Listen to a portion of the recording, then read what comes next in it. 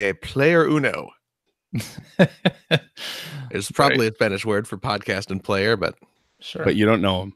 I don't know. I know orino en la piscina. What is that? That is, I urinate in the swimming pool. Yeah. So Eddie Izzard always did a great bit about doing his routine in French when he went to France. See? But he based it on all of the standard phrases you learn when you're first starting to learn a language, like the cat is under the table. Right. The chat est sous la table. I have a pen.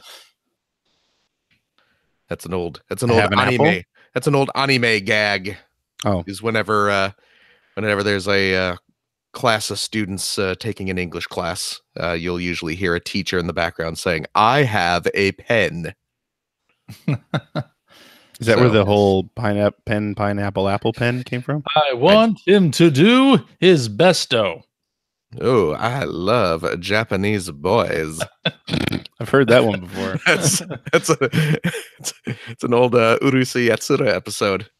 What where they go on a Who are the people that helped out on the song last week? Mike Phillips, Rich Grisham, Chris Baker, Greg Ford, Kevin Larrabee, Google Doc, dude. Mike, Paul, Sam Raimi, Greg Ford. You guys don't matter. Dormerbot.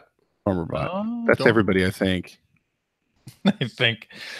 Just open the Google Doc. I don't want to open the Google Doc. Open the Google Doc. Pally me banana. Phil, Rich, Sam. Oh, Jesus, I missed Ethan. Sam. Wow. Who's Sam, of course. Who else? Oh, Sam Raimi. What does it? There another Sam? Were you not listening? Or I listened. Have you met my son? He's the murderer. Seabake, Greg Ford, Kevin Larrabee, Paul Mattingly, and Dormerbot. All right. It's Are you ready to go? We're able to get Whenever you're ready. Okay, if Phil ever shuts up, we'll start. I'll never shut up. You'll never make me. Getaway. Look at that old glass. Look at that old pint glass you're drinking out of. The Getaway. Getaway. Monday. Learn to speak. What's it say there? Learn to speak Getaway. Learn to speak the Getaway. So the top line is fancy a swift one. Okay. The next line down is here's my number, love. Give us a bell on the blower. Oh my. This line is I could murder a pickled egg. Oh. Okay. I'm totally bollocksed. Can I scab a lift? I'm going to use your bollocks for snooker balls. And these are these lines indicate the amount of amount you've been drinking. Yeah. Okay. Yeah. There's that much beer left. I'm totally bollocks. Then I'm going to use your bollocks for snooker balls. Okay, I see. Okay, that's great. That was your lesson. I can't believe I'm the only one who dressed up for this. Hey, I put on a shirt. Yeah, I did too. Yeah, but this is a black tie affair. Come on. Yeah, but I got my Scooptacular shirt on. That's not our show. That doesn't matter. I'm you know what? This is an official audition. I'm trying to get onto a better podcast. So if I move to Las Vegas to get on that one. But they already have. That's true. The problem is that Ice Cream Social already has a better version of you. What would you bring to that show?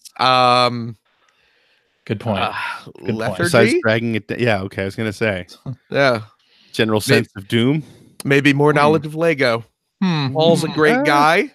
Paul's a nerd, but I think I probably know a little more about Lego than he does. You know, he's got I don't know that would help the show. He's got the Masters of the Universe thing down. Mm-hmm. True. So I don't know. This is 634, right? Yeah. This is Hello and welcome to episode 634 of the Player One podcast for Tuesday, January 1st, 2019. Coming from our past to your future. I'm your host, Greg Stewart. Joining me as always from the great state of Atlanta is Chris CJ Not a state. Johnston. Not a state. Not a state. It is now. Hey, how's it going, Greg? Thanks for hosting this. And our host from the West Coast is Phil Theobald. I'm not fixing it. I don't care. Do you know what state I'm in? Nope. Seattle's not a state. Nope. Seattle's not a state. You're in Washington. From the great province of Halifax. Mm-hmm. Yeah. 10 provinces? Yep. Am I correct? Look at that. Look at that. 3 territories. That's The territories I would not have known. Territories are the Yukon, Uh-huh. Nunavut, and the Northwest Territories. What's the second one? Nunavut. None of it? Yep. Like I'm having... As None of in it? an old word from another language that I don't know. Huh. Nunavut. And what's the third one? The Northwest Territories. Okay, yeah. I probably would have if you sat Which me I down think is and- where Santa lives, but I'm not 100%. Probably. Does the North Pole is the North Pole Sure. part of the Northwest? Do you The do North you guys Pole is own the part of North Canada. Pole? Yep. Is it really? Apparently. I mean, Congratulations. I think if you were to ask someone who lived in Russia, they may tell you otherwise. Yeah. Hmm. Okay. Long-standing yeah, we're fighting over that. Wow. But we're fighting a Canadian war over that, which is to say we're just have boats floating around up there. Very passive war. Yeah, it's a passive war. Yeah. Speaking of Santa, I Yeah. want to give a shout out to everybody who helped out with the Christmas song in last week's episode. Yeah. There's a Christmas song last episode? Yeah, There yeah, was. I should listen to our shows. you should. Did you it not was listen to it? pretty good. Did you really not listen to it? Of course I listened to it. I listened to it when Greg sent it out beforehand when he sent out the early I thought it version. turned out pretty well. I think did- it did too. Yeah, all things considered. So Yeah. of course, want to send a shout out. I mean, to you guys, yeah, of course, but you had to because you're on the show. But That's right. We didn't have a to choice. Mike Phillips, Rich Grisham, Ethan Einhorn, the lovely singing voice of Ethan Einhorn. Yeah. Yeah. Friend of me of the show, Chris Baker, Greg Yeah. Ford, Kevin Larrabee, CJ's destitute best friend Mike, That's right. Paul Mattingly from the Ice Cream Social, of course, Mr. Sam Raimi, Well, thank you. It was a pleasure to be here. and Mm. the cherry on top, Dormerbot. Yeah, there's Oh always. yeah. I gotta say, Dormerbot. you know, we like poking fun at Ethan, but That boy can sing. but geez, yeah, he puts his all He's got into some it. You know, pipes. he can do it. Uncapped pipes. Uncapped pipes. Uncapped talent. Hasn't quite sorted out that Talent. yelling in close proximity to a microphone is a bad idea, Well, but well, still a really good singer. on Indeed. on the opposite end of the spectrum. The rest of us, Well, you Right. guys really need to step up your game. I No, know. not at all. Terrible. Jeez Louise. I do not care. I mean, I'm terrible, but at least I'm enthusiastic about it. yeah. Yeah. All I My- could think of was all the work I was going to have to do when everyone got their vocals recorded. Yeah. I realized while singing that I cannot say rampant uncapped spending very I quickly. feel like almost nobody could. That It tripped me up every time. that is a hard phrase to say Rampant. when you are in the middle of a song. We'll have to release all the raw because the thing that so that song I cut it all up, but everybody sang every line, Yeah. That's right. Yeah. and there was some great stuff that I had to Mess-ups. cut out, and there was some great mess ups too. Greg Ford, I want to shout out to in particular. Oh, Greg Ford and Chris Baker. Chris Baker came up with a joke of his own for 5 golden rings every time. Yeah. That's pretty None of them were as funny as you guys, but they were still good. great. And Greg Ford just shouted into the microphone 5 ad-libbed lines, which Love it. I tried to fit that's in, but I pretty just good. couldn't. Yeah, That's pretty actually funny. that's pretty good. I tried to fit it in, but I couldn't. Yeah. Anyway, thank you to those guys so much for doing that. I wasn't Yeah. sure. We came up with it like last month, and I'm like, I'm going to reach out to everybody. I really didn't think everybody would get their lines in. Yeah. And it turned out that CJ and I were the last 2 people, so Woo! Hooray for we us. were holding everything Shameful. up. Shameful. Yeah. But at least your contributions were worth the wait. Yes. Clearly. Wouldn't have been a song without us. Yeah, that's right. true. Yeah. That's technically true. So yeah, I'm all dressed up tonight because we're recording this is our last episode of 2018. Of course, first episode of 2019. Figured that one Mhm. out. Mm-hmm. And that's when we normally do our 5 favorite games of the year. Yeah. Games right. of that These are year, our which is why favorite I'm hosting. games. This 'Cause isn't CJ like doesn't best host. games. This is our This is favorites. Definitive 5 best games to be released in 2018. Yep. By Favorite definition, they are perfect games. Yep. 10 out of 10. They would all have 10s in EGM. Yes. They are yes, flawless yes. games Flawless that games. have no problems whatsoever. Nope. And That's right. yeah, these are Well, and is usually the way we say up top. You know, I've worked on games that have come out for various consoles. Phil has Mhm. worked on games that have or been in proximity to games that have been released, and those are we're not mentioned. Those are out of the running because we're biased, and they're automatically the best games. Phil did not know Wait. this rule. Hold on, wait, He's got to what? rewrite his entire Okay, top hold 5. on, Hang on a hold on. sec. This is Number 5. Let's see. Okay. Yeah. See, I had numbers 1 and 2 because we have the 2 versions. That's Yeah. you know.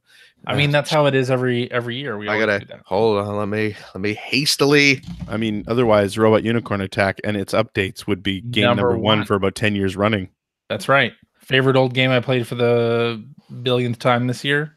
Robot Unicorn Attack. Yeah. Well, Yeah. and see, I was doubly confused because I filled my list with just Adult Swim games. as too. you should. As you should. So Yes. yeah. So I'm not only am I incorrect in my planning, I'm also off brand. So Indeed. Yeah. oh, You ready that's now, not Phil? Good. Yeah, I think I am. I think I can cobble something Good. together. I'm just, So- you know what? I'm just What? loading up IGN's list. I'm just gonna crib off of that. You could run through Giant Bomb's Game of the Year run throughs in like what 40 times speed and see what they picked. Well, from what I understand, just copying opinions on video games from other people, including IGN editors, is what Phillips do. So True. Wow. I just Very want to, true. stay true to the name. Mm-hmm. So get it? I mean, I do. that's a tradition that goes all the way back to Ziff Davis But what's that? when you worked there. Oh, plagiarizing? Yeah. Oh yeah, of course. Of Of course. You set the stage and Mhm. others picked up the baton. I was actually accused of plagiarizing by a random reader Really? back when I was on Expert Gamer. Who were you supposed to have plagiarized? The ridiculous thing was someone accused me of stealing a guide from GameFAQs Oh yeah. because it was Expert Gamer, so we were writing little strategy guides. Yeah. And I was not plagiarizing, but it was the guide I was putting You together said the Dragon Punch was forward, down, forward. yeah, but that's forward punch. exactly what it was. And so did GameFAQs. So clearly, Well, that was the argument. I mean, it wasn't a Street Fighter. I think it was like maybe a Wario Land game or something. And I actually sent an email back to the guy. I was like, look, when the strategy says walk through the third door to find the treasure chest, it's gonna be what it says if I'm writing a very Right. pared down strategy guide. So Yeah. I guess in the sense that the version of the game I played is identical to the one that the person who wrote the FAQ is, but no, I obviously did not. Yeah. obvious. I don't. I think we're a little bit. I don't know that we can go as Oh! far as say I mean, obviously. Considering magazine lead times, my That's guide fair. was written probably 2 months before that FAQ hit Okay. the game facts. So suck it, random Alright. dude. The Player One podcast, where we try random email accusations from Yeah. 15 years ago Yep. Sure. in a one-sided Sense. debate. Yep. Makes a lot of sense. So Where's listen, that before guy we, now? who cares? Probably Before we dead. get into our top 5, Oh yeah. Oh yeah. I would like to hear from you guys. Ooh. What game from previous years did you play for the first time this year that maybe could have gotten on your list had it, not been from a previous year to 2018? Phil? Number previous game from an I old can't year. Say that in Spanish. Spanish phrase here. Well, this game, I didn't play it for the first time this year, but this year was the first time where I played it extensively and finished it this year. Shantae, Half Genie Hero. I'm Aw. surprised that you hadn't played that extensively before. Yeah, well, you know what? It was just it came out because I kickstarted it. That was Mhm. the Yep. Shantae game that they did the Kickstarter for. Mm-hmm. And I backed it on Kickstarter. And when it came out, I think last year was when it finally came out. I got it, and then I played a little bit of it, played a level or two, and then just sort of got sidetracked by another game as I do. and Yeah. ended up putting it aside with the intention that, oh, I'll get back to it. And as you do, you never get back to it. Mm-hmm. Sure. And then, a few months back, well, they had released the, I don't know what they call it, but like the collector's edition, the complete version with all the DLC and stuff. Mhm. It came out on Switch, and I picked it up with the, oh, now I will be inspired to play it. Now that I've purchased it a second time, now I have to Yeah. play it. And I actually did, to my credit. I did, and it helped that Finn was getting into it. Finn really enjoyed that game. Okay. Just, the animation obviously is fantastic. The graphics look really nice. He loved the music, which Yep. it is. It's got a really good soundtrack. So his enthusiasm for the game got me to play it more. And we actually sat down and played through the whole thing. And yeah, it's a great game. Great little hop and bop platformer. So Hop and bop. hop and bop. Hop and bop. Hopping and bopping. CJ, what about you? Yeah. So I had heard about this game from a bunch of other podcasts and had not played it. Nex Machina. It's a shooter, top-down Uh-huh. shooter from Housemarque Games and Eugene Jarvis. Oh, Love yeah, you, yeah. Jarvis. And of course, Who is Housemarque- Eugene Jarvis? Eugene Jarvis is the creator of many classic video games. He worked on Smash TV. Hmm. I think he worked on Oh, come on, Nate. What's the Really? what's- You're not gonna say Robotron. there? He says questioningly. didn't know. Yes, He wasn't yes. sure. Robotron. Robotron, the He game was like out of my salary. the game that he's actually known for, Robotron. Robotron. He Yeah. did Defender as well, right? And yeah, I think Defender's the one I was expecting to hear there, but yes. Yeah. And so they teamed up. Housemarque, of course, did Resogun, and they did the Super Stardust games, which are awesome. Some of my favorite top-down shooters. And they did Nex Machina, which is sort of an arcade-style top-down shooter, and it's positively great. And it was like $5 on a PSN sale, and I had heard good things on other podcasts, and thought I'll give it a shot. I'll give it a try, and I loved it. The Nice. soundtrack's fantastic. The graphics are great. The gameplay, it's a dual stick shooter, of course, is awesome. And I totally overlooked it previously. Hmm. Yeah, great game. Neato. Nice.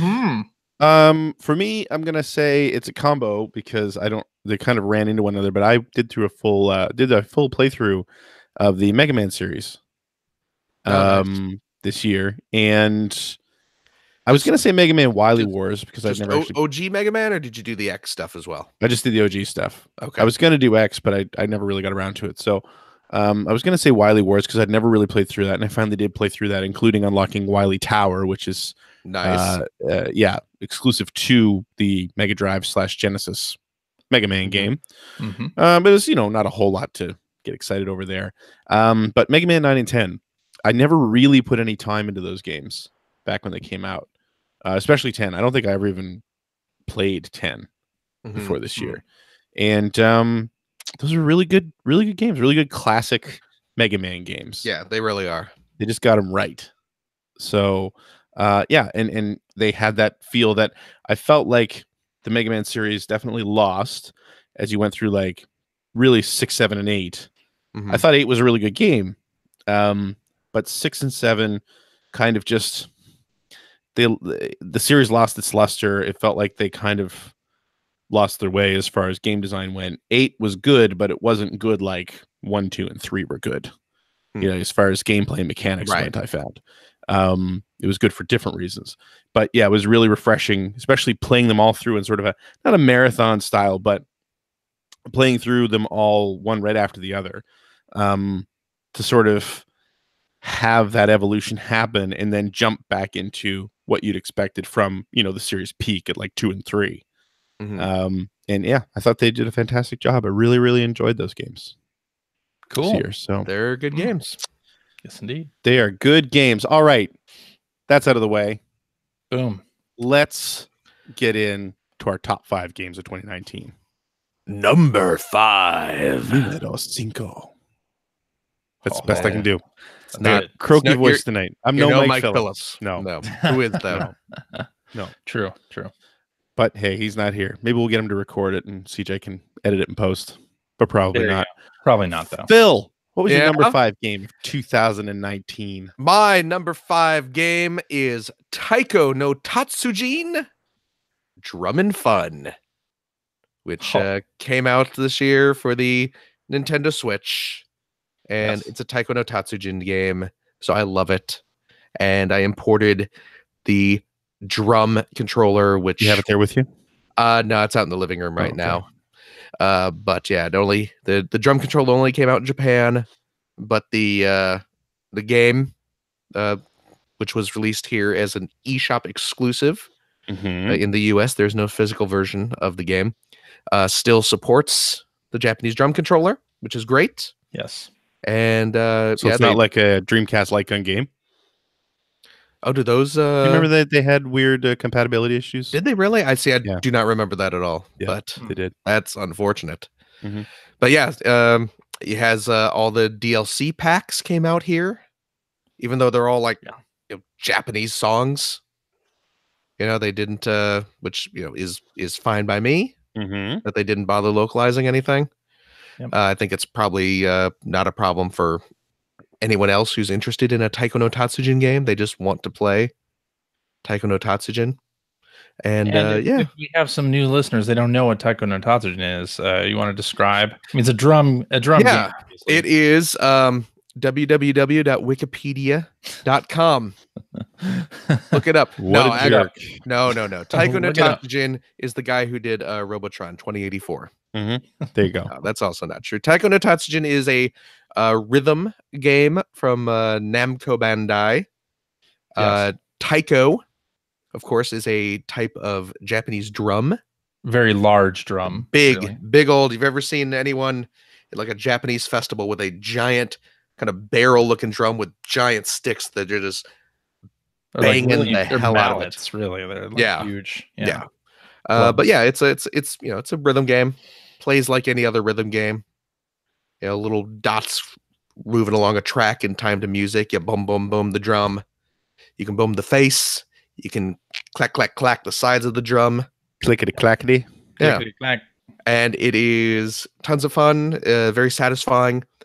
And the drum accessory, I don't think I talked about this on the show.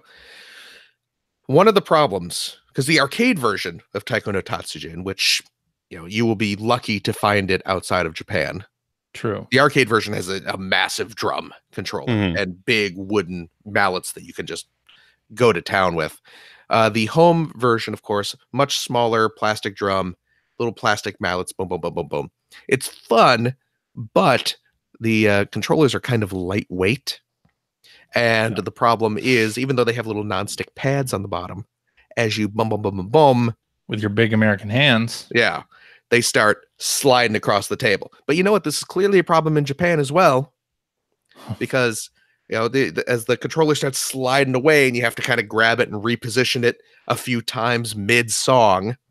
The Switch drum, they actually modified the mold a little bit, and then they actually call this out in the instructions for the Interesting. controller, because you have the drum. And then you have a little like plastic base that it sits on to hold it up at an angle. And there's a little bracket along the back to kind of sturdy the stands. And the bracket this time has two little curved indentations carved out of it. Okay. And the instructions recommend that you take 2 bottles of water, just like you get from a grocery store, convenience store, and you slide them under the drum and they rest in those little divots, and it adds extra weight to the drum Oh, interesting. so that it doesn't move. And because I am such a nerd for this game, I actually got a couple bottles. You bought bottled water for the first time. I did. They sell water in bottles now. No, I bought some bottled water. I dumped out the water because who's drinking that? Who's going to garbage? drink that? Yeah. Yeah. As Greg takes a sip of his water. Not There you go. bottled. That's vodka. That's right. We It know is pure vodka.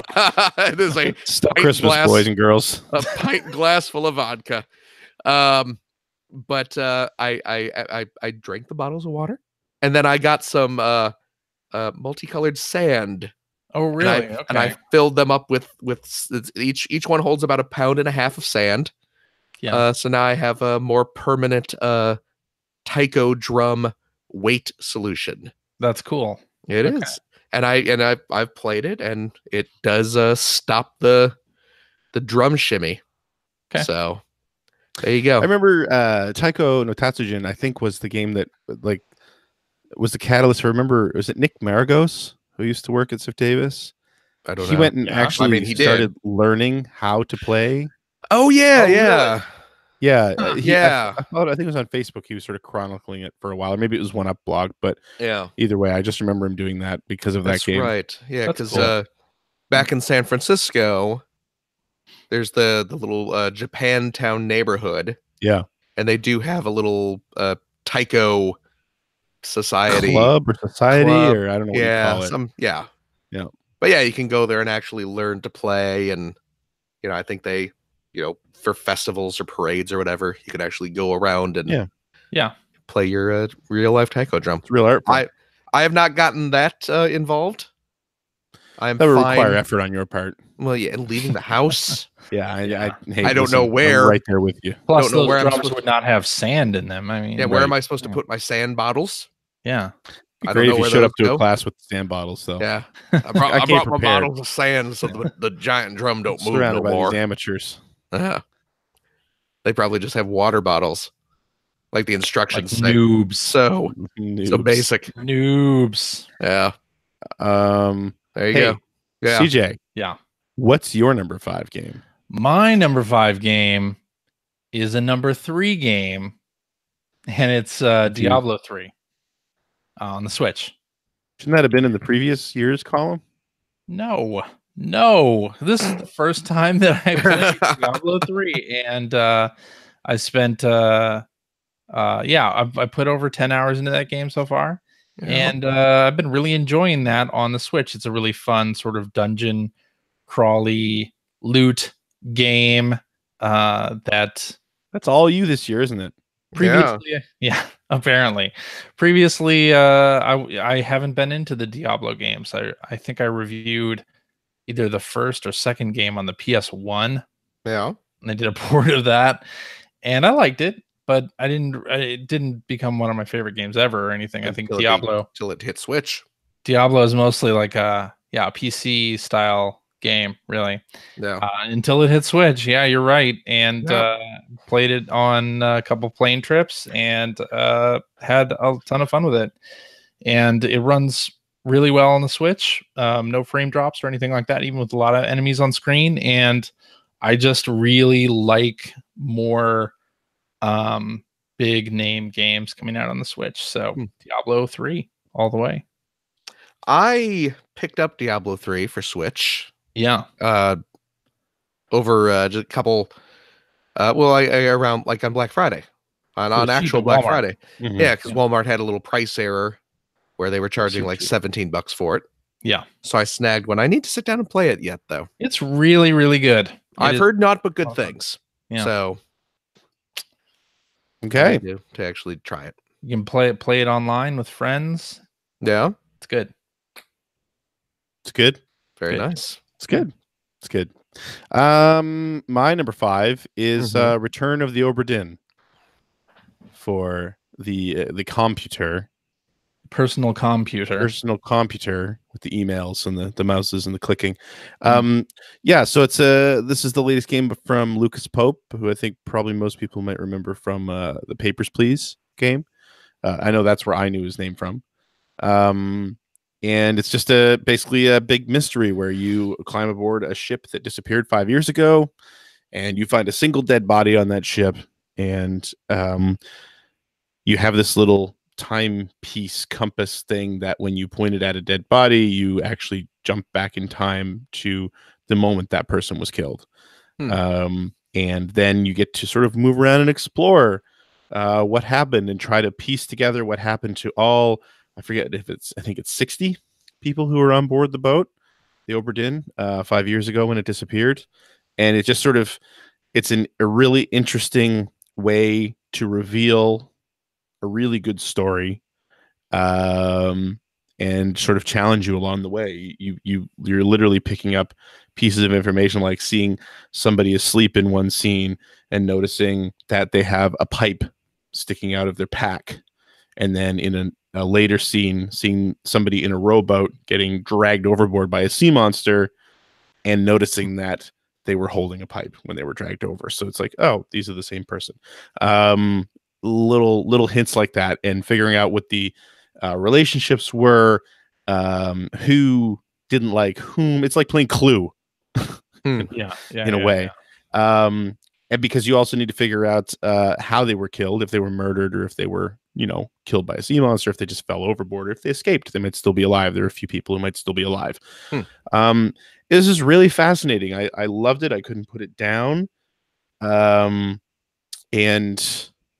yeah, and of course it had an interesting art style, which, all indie games have to be worth playing. Sure. And this one was, it was a few different sort of filters that let it look like an old Commodore 64, or not 64. I don't even remember the name. It's a bunch of computers I honestly had never heard of before, for the most part. But just really old computer. Yeah, so a lot of pixely, monochrome, different color monochromes, like greens and ambers and things like that. Really, really highly recommend it. But I was not expecting it. I actually almost put it into my my biggest surprise of 2019 category. I was not expecting it. I didn't know anything about it, and then suddenly it was out, and people were talking about it. I want to say, I forget who it was. There was somebody I follow on Twitter who said, like, this is just amazing.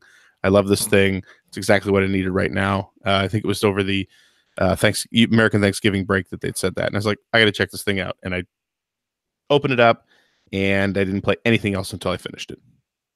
It was excellent. Yeah. So cool. that's my number 5. Nice. Excellent. Phil, let's move on to the next one. Number 4. Phil? Yeah? What is your number 4? Okay, my number 4 is sort of cheating, but sort of not. Okay. Is it an Adult Swim game? Yes. Yes. No, this is a game that was in early access in 2017. Fortnite? And was officially released in 2018. Yeah. PUBG. It is Fort Pub. Wait, that's not a game. Publication G. Fort Publication Grandiose. Fork Knife. Fork Knife. It is Dead Cells. The Dead Cells. I think that's totally fair. Yeah. Motion Twins, roguelike, Metroid style action game, which came out this year for PC and all the consoles and everything like that. I played it mostly on Switch. I picked it up on Steam and Switch. Played mostly on Switch. Still playing on Switch. You mean you haven't finished that game yet? I have not. No, I suck at it. I am terrible at it, but I absolutely adore it. That's one of the reasons why I haven't picked it up and played it, because every time I see it played, I'm like, I feel like I'm going to be terrible at this. You probably will be. Yeah. I certainly am, but it is so much fun. It's so satisfying when you're pulling off elaborate attacks and dodges and rolls, and just jumping into a swarm of enemies, and just going to town, dropping your sub weapons down, trapping fools so you can beat them up and stuff like that. It is great. I love the control. I love the move sets. I love the look of the game. I love the animation. It is a ton of fun. Like I said, even though I am garbage at it, I continue to have a blast, even though, and it's a roguelike game. So the levels are randomly generated, but they're randomly generated there's a progression to them. You know, you always start off in, this area that's kind of a randomly generated area, and then like it can split. You can either go to an, area B or area C, and areas B and C will be randomly generated as well. But yeah, I still cannot get terribly far, but I am having a blast failing and trying over and over again to do it. So Scratches that Rogue Legacy itch, obviously. Yeah. It's not as I'm not going to say it's not as good as I am not as into it as I am into Rogue Legacy. Yeah, you were really into Rogue Legacy. That's not really saying a whole lot. I mean, I'm that's my Sea of Thieves, except I know when to shut up about it. But wow. Did that hurt, CJ? It hurt me. Words hurt, Phil. Words hurt. Well, words can be true too. That's. Did you create a separate Twitter account just to talk about Rogue Legacy? Yeah, I absolutely did not. That you guys know about. But yeah, Dead Cells is a blast. I absolutely adore it. So. Absolutely. All right. Good choice. CJ. Yeah. Blow us away. What do you got? My number 4 game. It's going to be Sea of Thieves, and our minds are going to be blown. Yeah, that would be actually quite impressive. Yeah, that would be, but it's not. No. My number 4 is Onrush. And I forgot you like this crappy game. This, of course, is a team-based objective driving game. It's not a racing game, even though it does have cars in it. Produced by the team from Evolution Studios who got laid off from doing Drive Club. They were hired by Codemasters, and they came up with this idea of doing this team-based objective driving game called Onrush. And I think it was announced. It was the time between announcement and release was really short, for one. And it might have even been at last year's Game Awards that this thing was announced, but they released it in June, and it basically flopped. Yeah, it basically completely flopped because people who were into racing games didn't like it because it's not a racing game, and people who weren't interested in driving games didn't even give it a second look. And to me, it combines everything that I loved about Split Second and the Burnout games without all that crazy having to worry about what position you come in at the end of the race thing in there, replaced by the team-based objectives, sort of like capture the area or elimination, things like that. And it runs super smoothly. It's like a 60 frames per second game on the PS4 Pro and Xbox One X, and looks beautiful, has a great photo mode. You can play, there's sort of a single player progression and an online progression. They've added content since launch as well. They've added a ranked mode and whatnot. And then it also became a Game Pass game recently. So on the Xbox.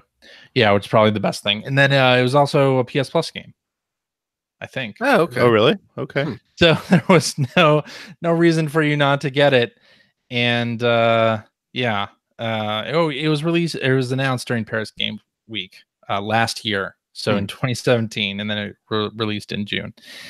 So very quick time between announcement and release. But I really, really enjoyed this game. Like every race, which not really a race, every time I played, I was on the edge of my seat. It was really just fast paced. There was no downtime, no waiting between rounds or anything like that. Like when you were out, you were sort of added to a herd that can still wreck the other team, so you weren't really out.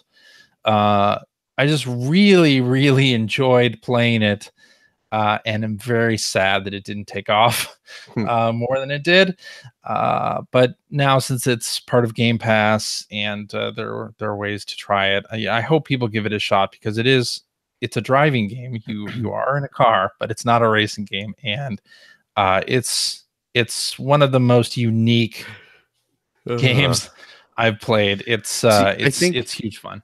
I It think was the biggest, marketed weird. it was too. marketed poorly, although I will say in defense of the team that marketed it, just listening to you try to describe what it is, Yeah, Yeah. they sure It's had hard. an uphill battle on that. It is Yeah, just really. They it's did. it's a They did. it's an interesting idea. It's a ballsy idea. Yes. I think it Yes. was way too hard to explain to people. Yeah. Yeah. But I see why you like it. I personally didn't like it for all the reasons that you also mentioned. Where All the when reasons I'm, that I liked it. yeah, no, seriously, like when Like I'm it. playing a driving game, I just want to get to the front. Like that's Yeah. And You wanna when I get to did the try it, I found myself instinctively playing it that way, and that is not the way that game wants to be played. So No, and you really don't get to the front yeah, at all. There Yeah. are still CPU controlled vehicles that are sort of fodder, like a Burnout Revenge type, yeah. or Burnout Takedown type traffic check. I enjoy those types of mechanics as a means to win a race, not Yeah, as yeah. the entire point of the game. It wasn't the. I mean, that stuff wasn't the entire point of it, but yeah, you're supposed to drive recklessly, score points, defeat the other team. It's just a great visceral driving game. That's not a racing game, but you should try it. That's what it says on the back of the box. My number 4 is also a Codemasters game. It's the series that gets on my top 5 pretty much every year for the last 5 or 6 years, which is F1 2019. I think the only real, for people who follow this, probably the only surprise here is that this is actually so low on my top 5, because it's normally top 1 or 2. But F1 2019, fantastic game. It's a fantastic series as always. I was on the Hit the Pass. What the hell is it called? I always forget Rich Grisham's podcast's name.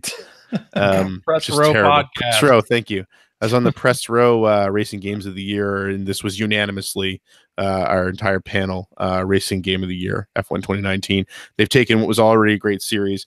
They did something great this year, which is that it's been so good for quite a while, and it is like any other sports game where it can really start getting into that whole, well, here's your roster update for the year.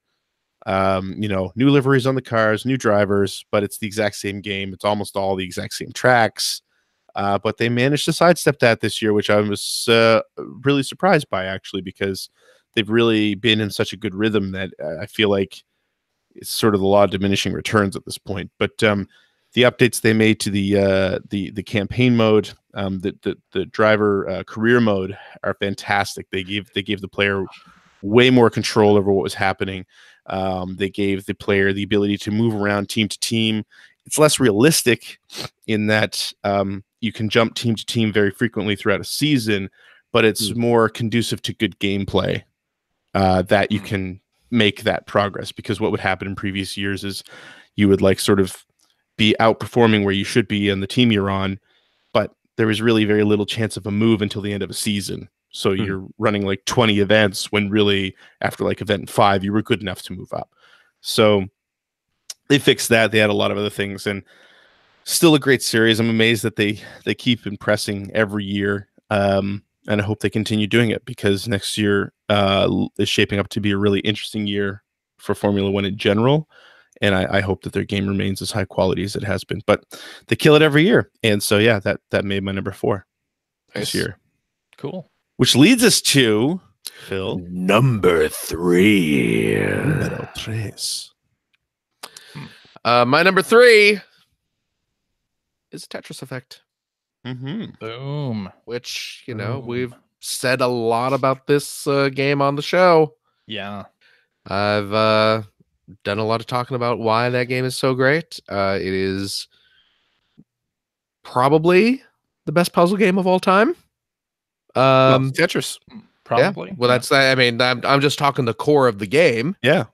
Is, arguably, very arguably, the best puzzle game of all time. Wrapped in an amazing audiovisual shell. And it looks beautiful. It sounds amazing. Unlike some other flashy puzzle game, Luminous. It's fun to play. Yeah. And and again, the VR really adds an extra bit of depth to the game. Literally. So that, and also I think Mizuguchi's use of Rumble as well. Yeah. Yeah. And music just makes the game more intense in a weird, very intimate way. Yeah. You know what I'm saying? Wait, No, it's intimate. Where are you putting the controller? Yeah, exactly. You get a couple I mean, of those. in a Tetris game, you get in the zone, right? Yes. And when playing Tetris Effect, like you get in the zone, your controller is vibrating, your hands start sweating. At least mine do. You should. As the blocks fall faster and faster, and as you get into those random waves where there'll be like a really fast drop. Yeah. In the piece. Like, and it has that intensity that it just really works well, maybe better than any previous version of Tetris. And other versions of Tetris have done a lot of what Tetris Effect does, but to have it all in one package presented this way in VR with the visuals and the music experience, like it's unlike anything. Yeah, no, it's an amazing game. It's a beautiful game. And yeah, there's a lot of good stuff that came out this year. Otherwise, I could see this being a fair bit higher, but man, it's really damn good. So if you've somehow not had a chance to play it, get on it. Come on. Don't need VR to play it. For real. No, you do not need VR to play it. It helps. It makes it more immersive, but it is still stunning without VR. So yeah. Agreed. CJ. Yeah. What you got for us? Well, my number 3 game came out in early 2018. And it's for the Switch. Oh man. It's a little game called Dragon Quest Builders. And this is something where I had played the demo of Dragon Quest Builders on the Vita before, because it came out on Switch years ago. But now it's on Switch, and I had held off on buying it, even though I was interested in it because I like Dragon Quest, and I really respect what Minecraft does. I could never really get into it because to me there was no through line pulling me through doing all the survival stuff. No critical path. No critical path. Like survival for me, survival games just don't have much of a hook. Like I've tried playing Don't Starve and Crashlands and a lot of the other games that have you like crafting like upgrades and a shelter and all this stuff, and I could never really get into it as much. I respect what those games do, and I can tell that they're well made, but nothing was pushing me through the game. Well, you need an imagination for Minecraft, which I don't have that. CJ, I'm totally with you. But I needed a through line. I needed like a specific quest. So Dragon Quest Builders brings sort of an RPG element to it, and the way that they have it set up, at least initially, is you're rebuilding this town, and once you're through with that, it takes a sort of chapter based approach, where it like starts you completely anew, and you're doing similar thing, but elevated a little bit the next time with more story elements, and then you're put in different scenarios, and there's also like a free build mode as well. And I just had a lot of fun with the game's story and with the crafting in this game, even though, like I said, I normally don't like this style of game. I found Dragon Quest Builders to be charming in that Dragon Quest way, because it obviously borrows a lot of sound effects and monsters and stuff from the Dragon Quest series itself. And my daughter also really loved it, and we played it together. And she would tell me what she wanted me to build, or like we'd go into free mode, and she'd build while I watched and helped her when she got stuck. So from that aspect, it was just a really, really fun game, and there's a sequel coming out, I guess, in 2019. and I'm looking forward to that as well because I really had a lot of fun with Dragon Quest Builders, and I expected to, but I wasn't sure because of the whole survival aspect. But I think the story and the way that it divides up chapters really helped me. Really helped me stay interested in it. So there you go. Yeah. Okay. Solid choice. My number 3, which if you told me at the beginning of the year I would have a VR title in my top 5, Huh. I would not have believed you. But Astrobot Rescue Mission made it to my number 3. At There you number go. 3. Came out of nowhere. Again, had it's funny where Phil, your choice for number 3 is Tetris Effect, because Tetris Effect was kind of the game that had started me going like, I haven't broken out the VR in in almost a year, in quite a while, right? And it's like, well, Thumper was amazing in VR, and even though and it was one of those games where it was like enhanced by VR, it wasn't required, right? And Tetris Effect promised to be the same thing, and of course Rez. The last time they released Rez, that was one of the games that I played in VR. So I was all ready for Tetris Effect, and Tetris Effect is really good in VR. I don't play it generally in VR, but then Astrobot came along right around the same time, and I kind of have an affinity for those characters anyway, just because they're so freaking adorable. They are cute, and I remember playing with them in the original launch VR discs, and then man, like that game just gets its hooks in you immediately. Yep. And you just kind of can't wait to get to the next level and see what else they're gonna do. It's so seamless. It takes great platforming and so seamlessly integrates it into VR by doing something that I was sure was not going to work, which was building the level around you.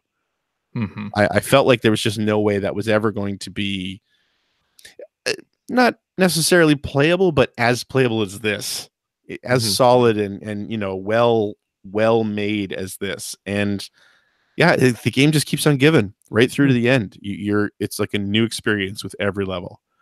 Even when they start to sort of go back to the well with different settings, it still feels like a different experience because they start playing with things like we've been talking about before, Phil, with like the underwater levels, or even the levels where I loved the one in the whale where the water level keeps rising and dropping on you, or you're actually sort of ducking your head through waves and things like that. Yeah, it's just a fantastic little game. And kind of like what you said, Phil, if it wasn't such a great year in general for games, this would probably be my number 1. Yeah. Which again, as I'm playing it, I did not going into it, I did not expect that it would even make my top 5. But I just never, there was almost no other game this year that I smiled more at playing. Yeah. Just absolute enjoyment from start to finish. So, and let's say it was a genius decision by Sony to package Astrobot Rescue Mission and Moss in with the PSVR hardware, and then also have that special Black Friday price of $199, because I think they sold a lot of these things. It seems like they did. Astrobot, when it came out, I think it came out in like August or September, somewhere around there. Came out during like a really crowded time, where it could have easily gotten overlooked by other games that maybe we'll talk about in a second here. But it didn't. Like I feel like people talking about it on a podcast and really like word of mouth helped this game a lot. I don't think that I saw a whole lot of marketing devoted to Astrobot Rescue Mission itself. Not until that bundle happened. From Sony, not until the bundle. And the only reason I think the bundle and the price drop got so popular was because people heard that Astrobot was worth jumping into VR for. Yep. Yeah, I know with me, I mean, it was on my radar, but that's exactly right, CJ. There was so much else coming out at the time. And it was one of those things where it's like, VR, yeah, I might look at that because I'm getting out the VR headset anyway to play Tetris Effect. I knew I was going to buy Tetris Effect. And it was Corey Carlson from My Life in Gaming who started tweeting like, you should be playing this game. Like, this is an incredible game. you've got to experience it. So Yeah. And then we had our listener Sean, who so generously donated the game to me. Basically, yeah, it's just so good, so good, Yeah. so good. So hey, we're into our top 3, which means the next Mhm. is Number 2. numero dos. My number 2 is Astrobot Rescue Yeah, Mission. figured that. Yep. Kind Boom. of, all the reasons we've talked about. So there it is. Does anything else need There to be it is. said? Astrobot is outstanding. Mm. Y'all should be playing it. Is it worth buying a PSVR for? Maybe a little. Maybe a little. I Maybe a have little. to say that I find it hard to make that. I've always found it hard to make that assertion about Yeah. PlayStation VR. Yeah. Because it is such a big purchase, although this past year was a little nicer with the Yeah. $200 price tag.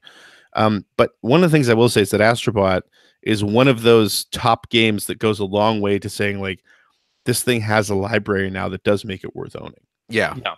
Yeah. There are a good, 10 to a dozen at least titles that you can sit there and say, you really should play this. Like, you really do need to play this. Yeah. So yeah, it's gotten easier to say you should go buy one. Yeah. I mean, yeah, if you can get the $200 bundle, do it. And also, I think part of it is VR modes in the games you already own, Yeah. like Tetris Effect, like Res Infinite, like Thumper, like those stacked on top of that. It's like, well, I'm not just buying it for Right. Astrobot. I've also got these other games that I haven't even been using the VR mode. I can get more out of those games that I had, right? Yeah. Absolutely. Yeah. Well, Phil, what's that? Phil's number 2 went quick. Yeah. It did. CJ? Very still, quick number 2. I feel like I'm trying to whittle down what I think is going to be your top 2 here. My number 2 is going to be quick too, probably, because I'll let you guys talk about it more. All right. And I'm sure this is on your list. My number 2 is Spider-Man, Marvel Spider-Man. Wow. As is mine. Yeah, I think. Well, I mean, what's to be said, right? It's Insomniac doing a Spider-Man game, and they did such a great job bringing Spider-Man into the video game world. Yeah. Sunset Overdrive mechanics, but sort of taking out a lot of the delay and traversal that game had, that sort of made it unsatisfying or not as satisfying. Right. They changed some of that stuff, and just made Spider-Man super fun to play. And I am not a superhero movie or comic book person really at all. Yeah. But I truly enjoyed my time with the Spider-Man game, even though I did not finish it. How about that ending though? Oh, wait, what? Ah, CJ. I did not finish it, but it is a fantastic game. You really need to see the ending. I think I do. I think that what you said though with like Sunset Overdrive, I mean, it was Insomniac getting to go back to the open world game, Yeah. getting a character that made that was easy. Not, I shouldn't say easy, but it sort of at a base level made traversal fun. Yeah. Mhm. Right. I mean, it's the whole one major point of the character is the web swinging, right? So Yep. the rope swinging, the roping around Yep. Manhattan. Twip.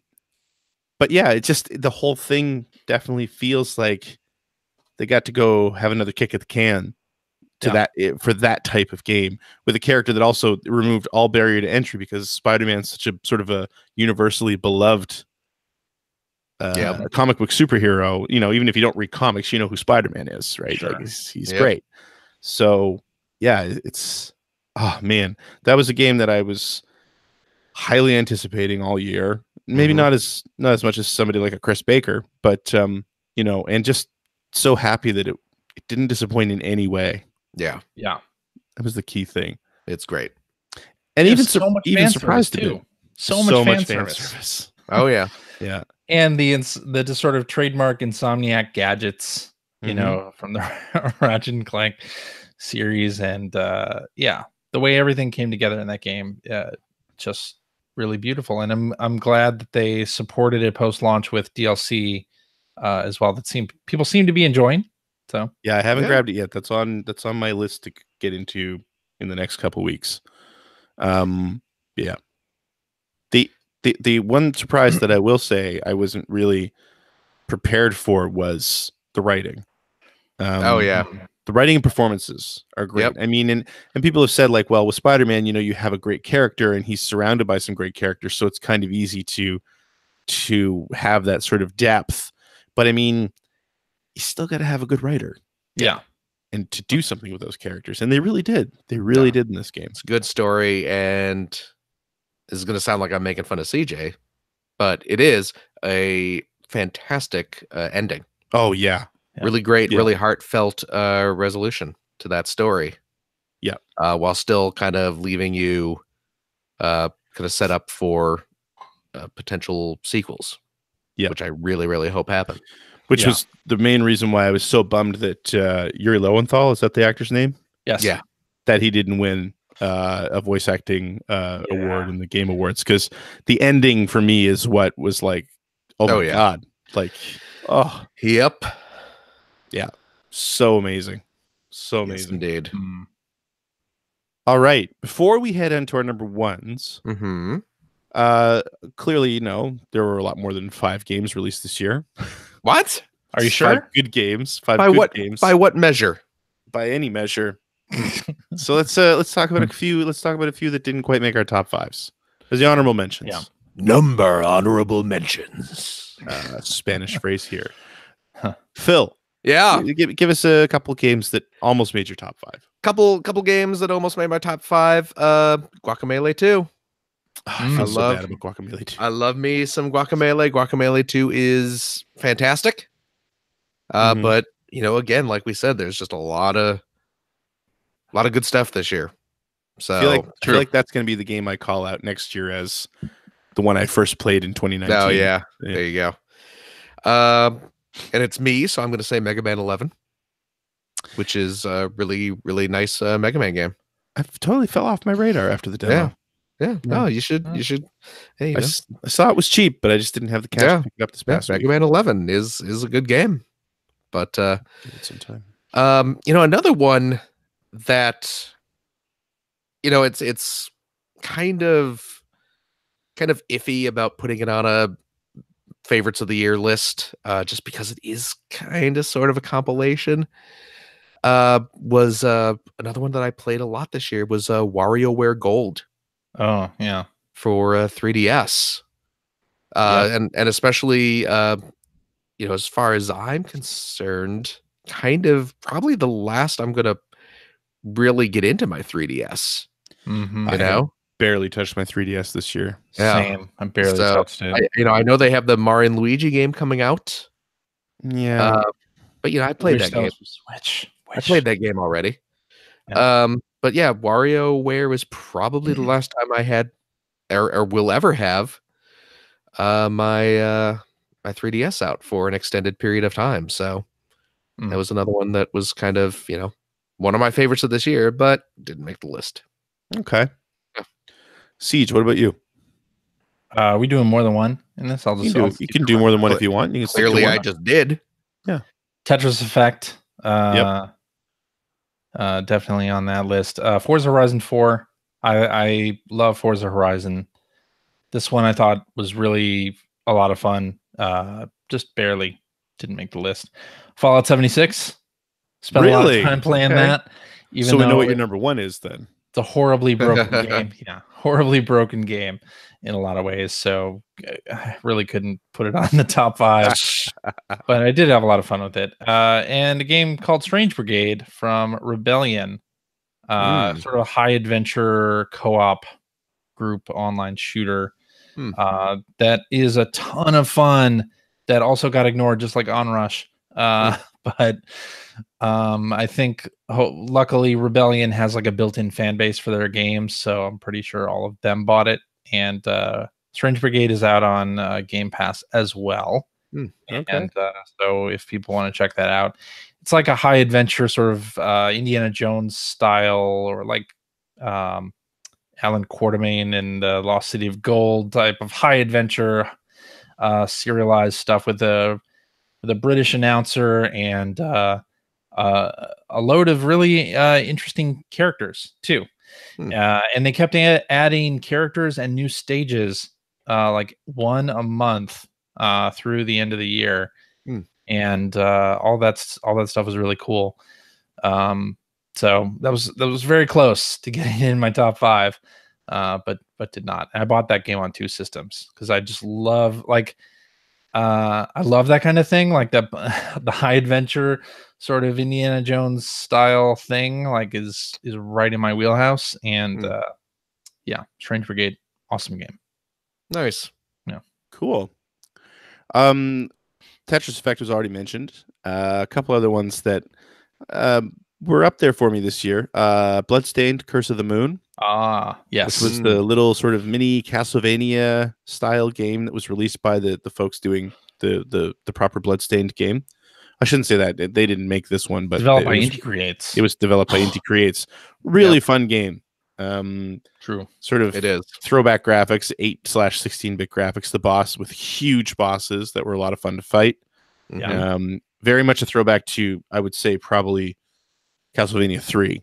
Plays a lot like Castlevania 3, where you're switching out different characters with different abilities. Some of them very similar to the abilities found in that game. So a lot of fun. Really, really quick plays, only a couple hours long.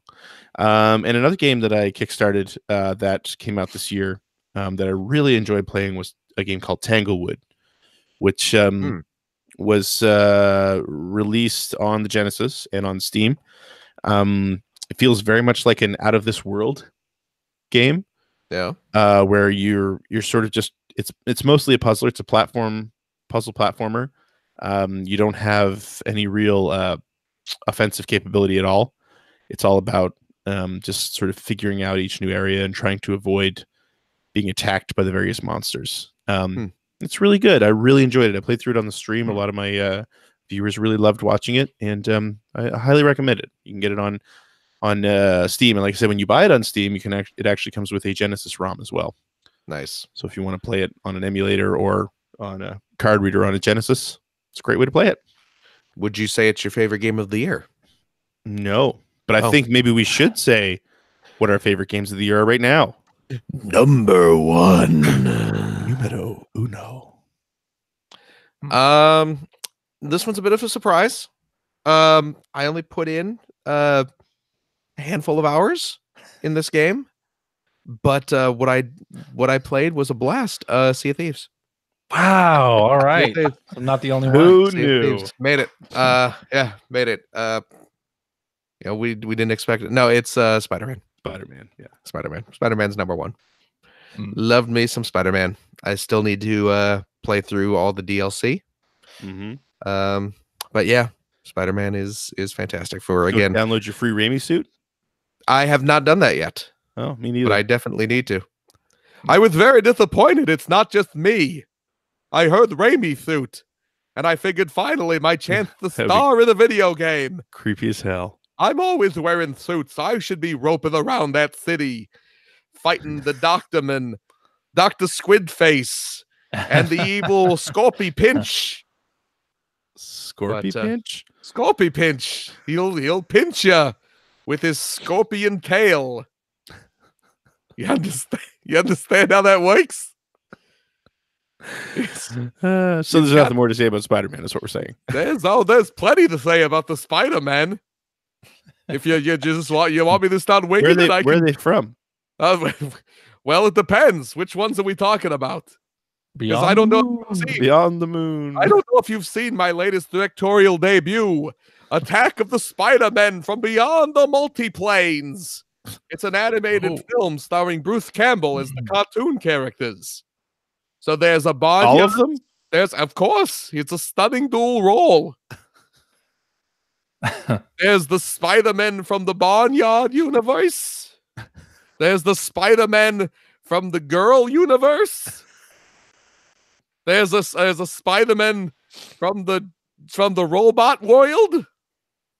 The Meccano place where robots live large and the seas are filled with oil and gasoline.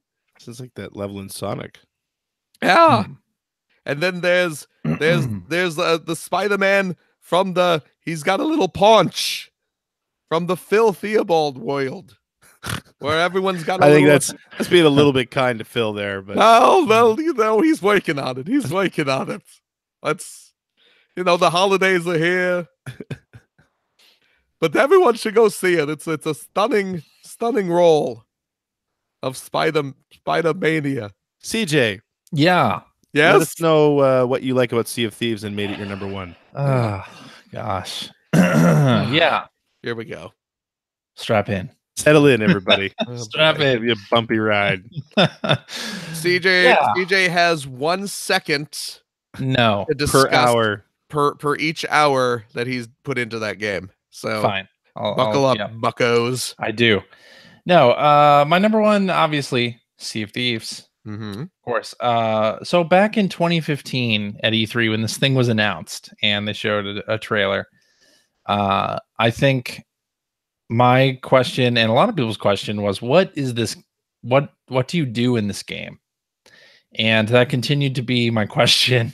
What would you say Each do here? Each time they showed this game, what do you do in this game? Like, it looks interesting, but what do you do? Right. And they showed it off at E3 2016, E3 2017.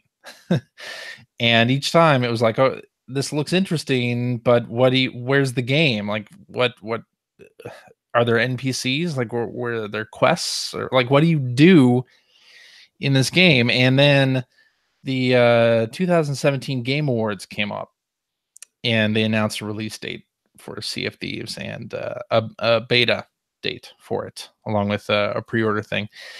And right after that, Rare posted a 50-minute long sort of dev playthrough that was and previously they'd released dev playthroughs, but were only like 7 minutes long, so you couldn't really get like a good experience on what the game was. So I watched the 50-minute playthrough of the game, and I think that's when the game kind of snapped into view for me. Like, oh, this is a pirate sandbox game, and the game is having a pirate adventure with the people you're playing with or your online friends. And after that point, Rare released a progression video which talked about how progression worked in the game, and that really appealed to me. So in Sea of Thieves, there's no like leveling progression. Mm-hmm. Everybody who has a sword in the game, it's the same powered sword as every other player. If you have a gun or a sniper, it's the same power level as any other player. Like, the only thing that separates a noob from an experienced player is knowing more about the world. Like, you can play with noobs and experienced if you're like people. CJ, you just know where everything is. You don't have to look at the map ever again. You just know where everything is inherently, right? And that was really appealing to me, right? Because it meant that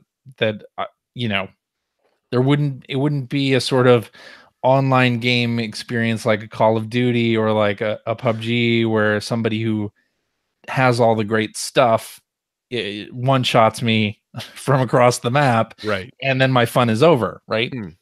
And that's sort of what appeals to me in a lot of online games is support roles and being able to progress and have fun without having to be the person with the highest kill death ratio, right?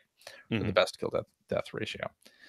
Sometimes I have the highest death ratio in games, but anyway, and the idea that the game was going to be about tools and not rules. Like, they give you the tools, you go have your pirate adventure. Tools, not rules. Tools, not rules. So the things that I love about Sea of Thieves the most, when you start up a game, you never know how the session's going to go. You don't know who you're going to run into, what sort of AI threats you're going to run into during the game. You don't know if you're going to be sailing through a storm. You have a rough idea you're going to have a fun time on a pirate ship, but you don't know exactly how that's going to go. You also don't know the intentions or experience level of any other player ship that you see on the server. And to me, that's one of the most exciting parts of the game. You're sitting there on a ship, you see a ship approaching, you don't know whether they're going to fire their cannons at you or ask you to be in an alliance with them, or what. You have no idea. So you have to be ready for any outcome. And that, even after hundreds of hours of playing this game, that still gives me a little bit of the goosebumps. Makes my heart go Right in your happy places. Beat, beat. Yeah. Makes your heart go beat, beat. You can see on my Apple Watch that I have an elevated heart now. But the progression in the game not being the power of the items, but it's about the experience level, and how I know where all the islands are, and I know how to steer the ship, and I know like to put my sails into the winds, and things like knowing how to sword dash, or there's a chest of sorrows in the game that's like it's a chest that cries. It has a big face on it, and it'll cry. The first time we got that. And you put it on your ship and it starts crying, and it fills your boat with water. And there's a thing you can do. You can grab the chest and go all the way down the ladder of the ship, and it won't fill the ship up. But you don't know that. The game doesn't tell you that. You hear it from somebody else, or you try it and find that it works. Or like the best parking space at a skull fort, or how to best deal with a group of skeletons. Like a lot of it is sort of group control, right? So you have to herd the skeletons in a certain way. Or when fighting another ship, there's a galleon, hitting the lower deck of the opponent's galleon is going to sink them faster than just hitting their ship, right? These are things that the game does not teach you, but you have to experience and sort of know yourself. That's the progression of the game. It's knowledge of the tools in the game. And the audio in this game is absolutely superb. The audio design is crazy good. And I always play with headphones because there are distinct audio cues in the game that inform you about things, what's happening around you that you can't see, right? Whether that's your ship filling with water, because there's a sort of water filling into a glass sound that plays, that once you hear it, you're like, okay, I know exactly what's happening. And you can tell if it's a lower deck hit or if it's just getting splashes of water on your sloop from how it plays. You can tell what kinds of skeletons have spawned around you and where they're coming from. You can tell if there's somebody swimming in the water next to you and about to board your ship. You can hear distant cannon fire and know which direction that's coming from. When you get a kill on an opponent, they have a specific like dying sound effect that plays. So like a lot of the design, it's just really well crafted, and the game itself, from a graphical standpoint, absolutely beautiful. I take a lot of screenshots in that game. I love the look of the game. Created a whole Twitter account for it. I created an entire new Twitter account to talk about the game, Siege of Thieves on Twitter, if you're interested. And because I know you are. It's a big if.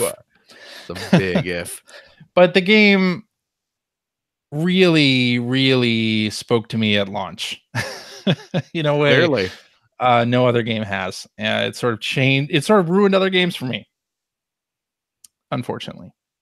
And when I sit down and I say, "Oh, I got a couple hours to play something," it's coming back to this game. And part of that is because how they updated this game. They, since launch, did updates.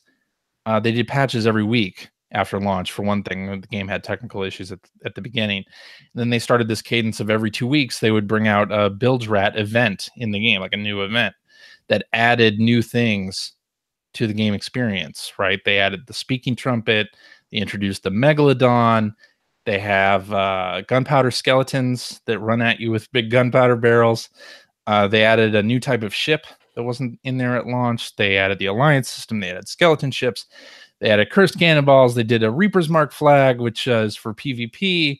They added a new area of the map. They added a new Merchant Alliance mission. They did a lot of stuff in the first few months of this game that really kept me coming back to it. Like every time they would update, I would go right back to it. Every time I thought, oh, like I've reached Pirate Legend, I've reached level 50 in all the factions, maybe I'm done with this game, I can put it aside and play Spider-Man. They would add something else and I'd come right back to it because it would change how you play the game and approach other encounters in the game. Right. And I really respect the way that Rare has handled community updates. They've really involved the community in a lot of the things that they're doing. They've been to like every show. They were at E3, they were at Comic-Con, they were at New York Comic-Con, they were at TwitchCon, they were at a lot of events promoting the game even after launch. And the fact that they do like dev updates every week, they do a dev update video that's between 8 and 15 minutes. And it's really good. It's really good also to be a part of the community of players. I think I've talked about the Keelhauled podcast on this podcast, and Logan Keller, who's the host of that podcast. We met at E3 and have a shared love of the game. He has his own Discord, and I mostly talk about Sea of Thieves on that Discord instead of our own, because I know it's an audience that wants to talk about the game, right? But I met a lot of people through the game. Greg's friend Mike. CJ's best friend Mike. CJ's best friend Mike. CJ's destitute best friend Mike. Exactly. I've made somebody buy an Xbox One X because of a different game. But yeah, Captain Logan and everybody at the Keelhauled podcast community, Evil Monkey, Georgie Boy, Magilla, Captain Nightmare, Besmer, Schlegenda, Captain Jorvik, Mina Fairy. A lot of people. Making up words at this point. They're now good friends, and it's because we played Sea of Thieves together for hours and gotten to know each other that way. And I've never really like gotten into the community for a game before like this. So yeah, it's been a good experience. And I expect to be playing this game into 2019. Of course. And last thing I'll say to wrap up. No, the game didn't review well at the beginning. And listening to some like Game of the Year podcasts when Sea of Thieves comes up, they only talk about how the game was at launch, which it had problems at launch. And they've added so much to the game. And I guess part of it, the fact that there's no tutorial in the game, it's very bare bones. And you kind of have to have a group to play with to really get into it. Like you have to have somebody to show you what to do on the ship.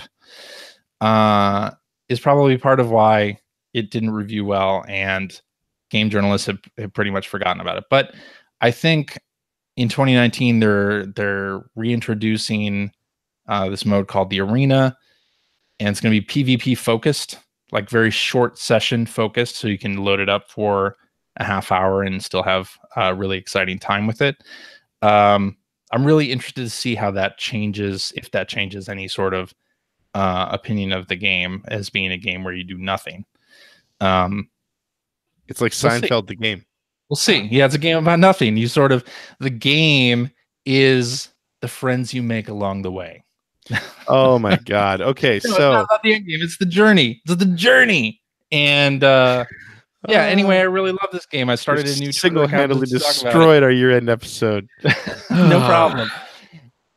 Yeah, I could talk about this game for a long time, obviously, and I have on this podcast. He's getting it out of his system. He's shown a lot of restraint. I have. For the last like 10 months. Last couple episodes I've talked about Sea of Thieves for like 3 minutes, so now I'm really getting it out there. But no, it is my favorite game. I've come back to it all the time. I mean, mathematically speaking, every game is going to have someone who it's their favorite. And I guess in this case, this is yours. Right. Yeah. I guess you're right. No, for me, it's CJ's just Bible Adventures. It spoke to me. Oh. I really have a lot of fun playing it, and even joining games with randoms. I have fun. So The language you're using makes me uncomfortable. You've Yeah. unironically used the word noob multiple times. Randoms. And randoms. This is Yeah. I don't even know you anymore. Yeah. But the great thing about it is I have spent 800 hours playing Sea of Thieves. Good You lord. played single-digit hours or whatever, and we can still play together. It's not there's not a divide like there are on so many other online games. I don't disagree with any of that. So, and we can still have a lot of fun. And the fact that it's on Game Pass makes that a great deal. Hopefully people try the game, and anyone out there who's listening to the podcast that wants somebody to sail with, hit me up. And yeah, that's my number one game. All Sea of right. Thieves. I'm done. I'm not. I still have to talk about my number one. I forget what it was now. Oh, though. geez. Like You hours didn't- ago. Oh, my God. You didn't talk about yours yet? Yeah. Don't worry. I'll keep it brief. Oh, boy. Okay. I'm like CJ. Uh-huh. Hey, I was the only one who was going to talk about that game. In the not world. like Astrobot and Spider-Man and whatever. So up until a few weeks ago, Spider-Man was going to be my number one. Yeah. And then Monster Boy and the Cursed Kingdom came out. Oh, me Ooh. too. And I again, another one that I really considered for the sort of happy surprise of the year, Mhm. which we will talk about here in a minute. But Wonder Boy by Game Atelier, FDG. It's I shouldn't say Wonder Boy. It's Monster Boy, but it is Wonder Boy. Yes. It's part of the Wonder Boy series. It's officially part of the Wonder Boy series. Was made in cooperation with the creator of Wonder Boy, Mhm. as was the remake last year, Dragon's Trap, which I think also made it into my top 5. So I was really crazy with Dragon's Trap, which was a remake of an old Master System game. So I was like, I'm going to give this a shot. And again, actually, Corey Carlson again was the person who kind of alerted me to how good this game is, because it was one of those things where it's like, I'm going to pick it up, I'll give it a try, I'm sure it'll be fun, whatever, low expectations, just because I didn't know a whole lot about it. It is one of the finest Metroid style games I've played in years, and it just keeps giving. What I love about what they've done here is they've taken Metroid mechanics, with the maps and sort of going back and cleaning up and all the different challenges that you need to tackle with the different abilities that you can earn. They've taken one of the best parts of Dragon's Trap, which is the shape-shifting character and the very specific abilities that those different forms bring. Like as the snake, you can get into small places and stick to walls, and as the pig, you can uncover, using your snout, you can uncover secrets and things like that. And as the lion, you can charge. Frog, you can use your tongue to swing around. Great stuff. The other thing that they've done, though, that I'm so in love with this game, and it's the thing that put it over the top for me, is that in each new area, you really get new sort of gameplay styles, whether that be like there's and I'm sorry, Phil, I know you're playing this. I hope I'm not going to give too much away, but there's an area late in the game where it's just all puzzles.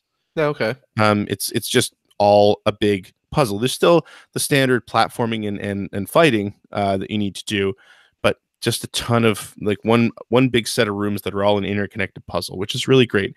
There's some areas after you've unlocked one of the final forms, it's literally a shooter. Like it's a side-scrolling shooter every now and then. They've crammed in so many different play styles without making them feel like they don't fit. It's just brilliant. And then as you're getting later in the game, there are a ton of excellent nods to the old series, and it goes beyond seeing imagery. Like very early on in the game, when you're next to the shrine in the main town, the stained glass windows are all characters from the Wonder Boy series, like starting with the original caveman style Wonder Boy, then moving into the characters from the more medieval settings to the female protagonist of the final Genesis game, Master System game that came out. Peppa Legoo, the character from the final Wonder Boy game on the Genesis, is a character in this game. Tons of little nods, and then just other bits at the end that I don't really want to get into because it will ruin some surprises for you, Phil. But kind of along the same lines that I was talking about with Astrobot, in that just a lot of smiling going on. Mhm. But also presenting a great challenge. There's some sections that I've gotten stuck in that game multiple times. I mentioned a couple weeks ago, though, that the checkpoint system is very generous.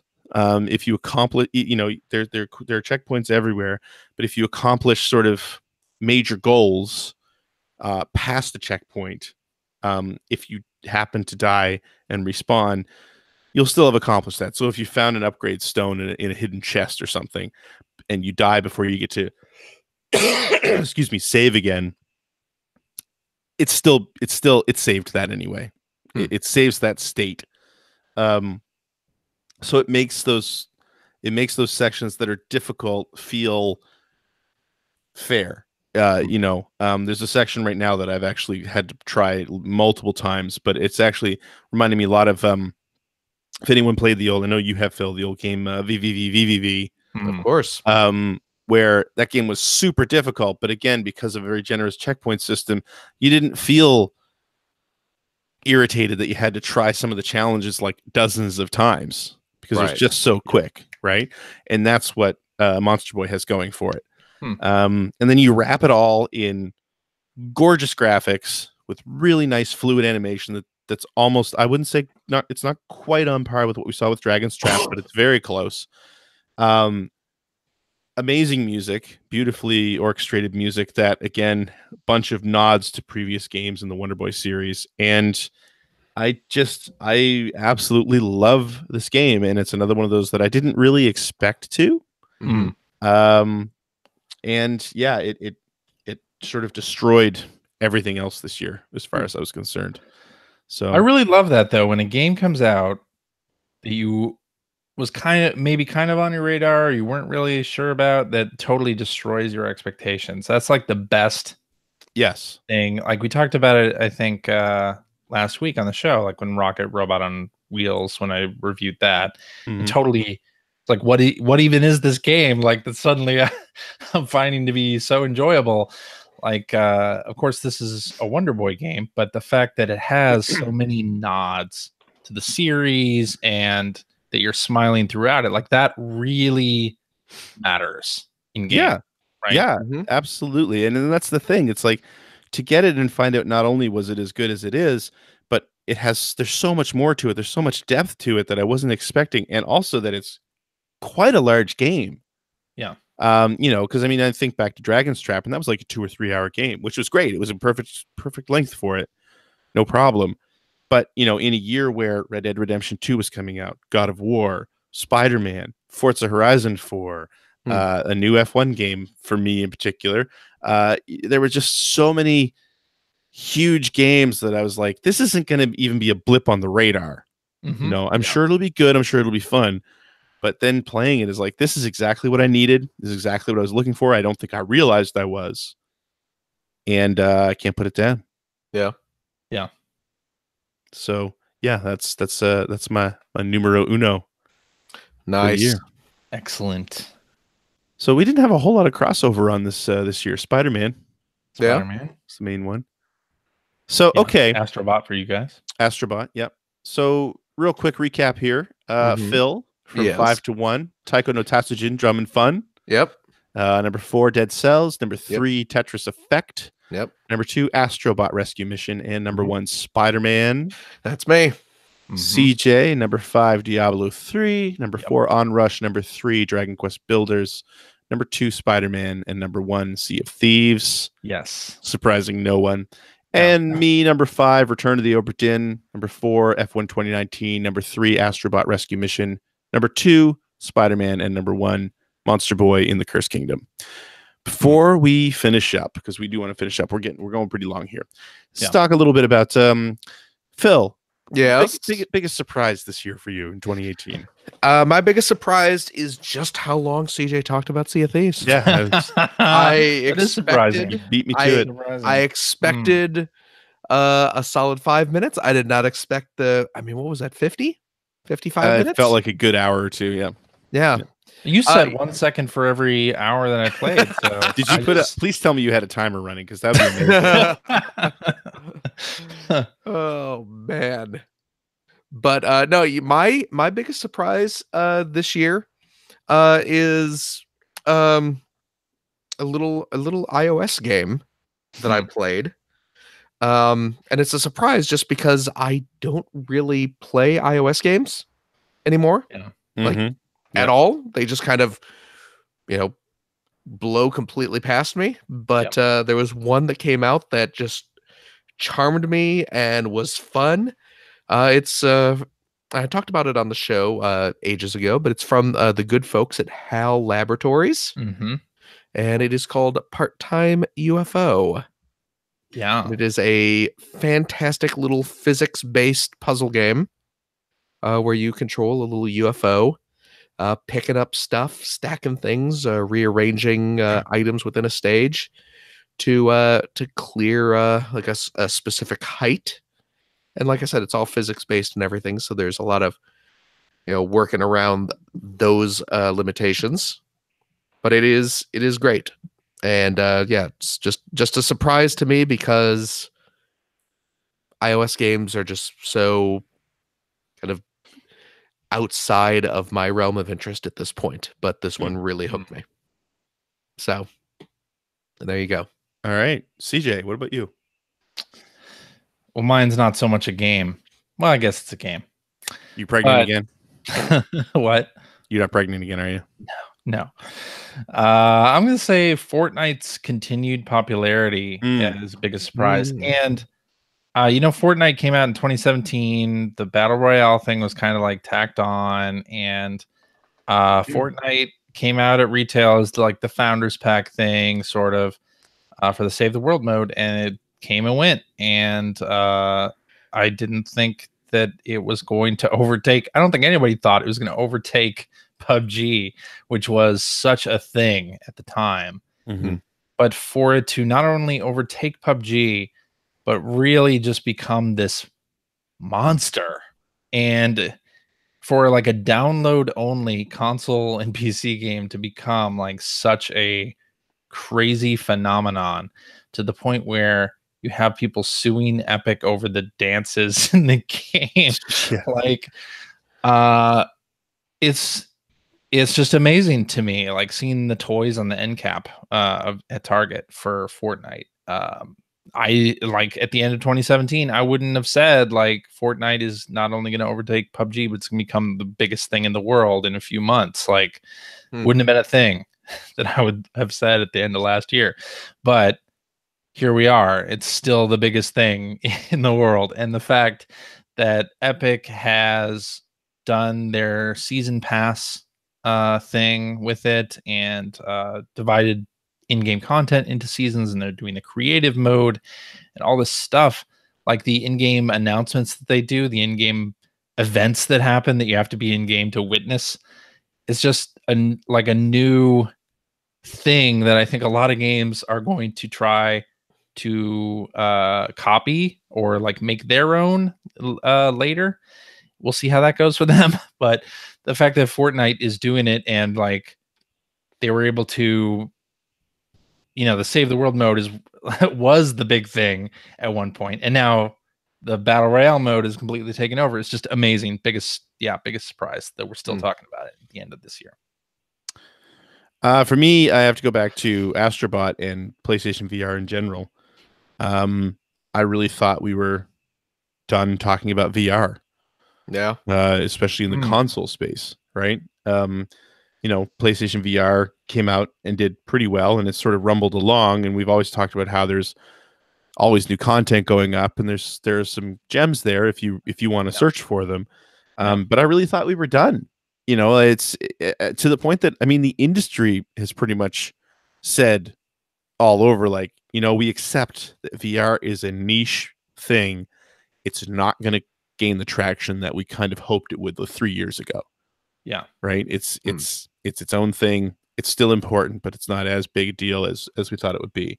And then out of the blue, the last third of the year, it felt like Sony made it relevant again, at least in the console arena, by releasing, that amazing bundle with a great game.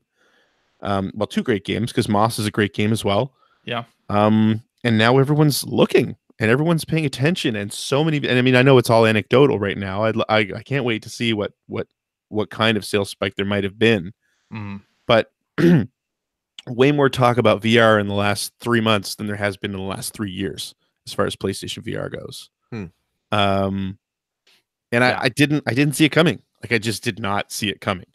Even, Moss came out earlier in the year and it was sort of praised, but it wasn't that like, oh my God, you should go and buy a PlayStation VR right now. It wasn't that level. And then to see what happened in the final 3 months of the year, I'm really, really blown away by it. And I hope that it gains traction. I think I don't know that we'll ever be to the point that it's like the next big thing, but it feels relevant again when it had stopped feeling relevant at the beginning of the year.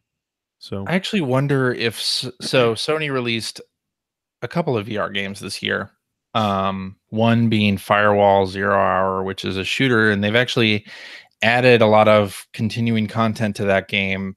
But I wonder, it seemed at the time, and this is also anecdotal, that they were spending a lot of promotional time on that game as the one that was going to make VR break through, because it's a shooter and shooters are popular, obviously. Sure. It didn't, I don't think, because I don't hear anybody talking about Firewall Zero Hour, even though it's a really interesting looking game. And Astrobot, I felt like they released it and then the price dropped and pretty quickly on that game, and it was in that bundle, and it was only word of mouth that really created that. And I think Tetris Effect had an impact on PSVR as well, because like we were saying, it's a game you already own and it's PSVR, like, I got to try this out. Like, or even, the extended catalog, as you said, like, if you've never played it or even heard about it, it's new to you if you have a PSVR. So yeah. And I wonder now, where do they go with PSVR? Because now I think you're right, they have people's attention. So we didn't have a PlayStation experience this year for Sony to announce a whole bunch of more PSVR exclusive games. Like, what's 2019 gonna have for PSVR? I'm curious about that. Yeah. I don't know, but I do know one thing for PSVR that I am looking forward to. What's that? Next year is the new Ace Combat game is going to have a VR mode. Oh, really? Oh. Yeah. And I enjoy the Ace Combat games. So I am solid. Yeah, I'm very much looking forward to playing one in VR. So yeah. All right. Let's go on a negative note for a minute. Biggest disappointment of the year, Phil. Greg. Get in line. Man, that was my answer too. I have two that I'm kind of bouncing back and forth between. Me too. Yeah, same here. Well, you know what? Let's just say our two. Why not? One of them's Red Dead. Yep. Because and maybe it's a little unfair because I've barely scratched the surface of it, but that first game hooked me so immediately. Yeah. And it pulled me right in, and I couldn't stop playing. This one bored me to tears for the first, 2 hours? 2 hours that I played. And I'm just like, I put it down and I can't bring myself to load it back up again. Yeah. And I really should. There's so many other good games to play right now. Well, that's just it. I don't want to have to kind of go through this slog. And I know Mike Phillips, I believe, finished the game.